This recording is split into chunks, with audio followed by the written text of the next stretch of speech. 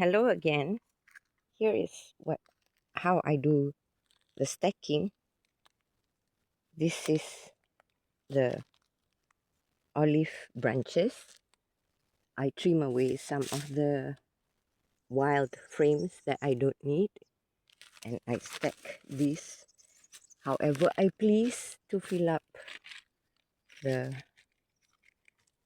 mm, the holes.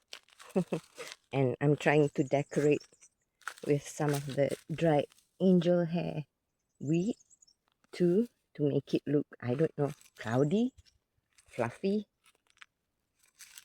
So I will, the progress so far is, let me see, this is the progress so far.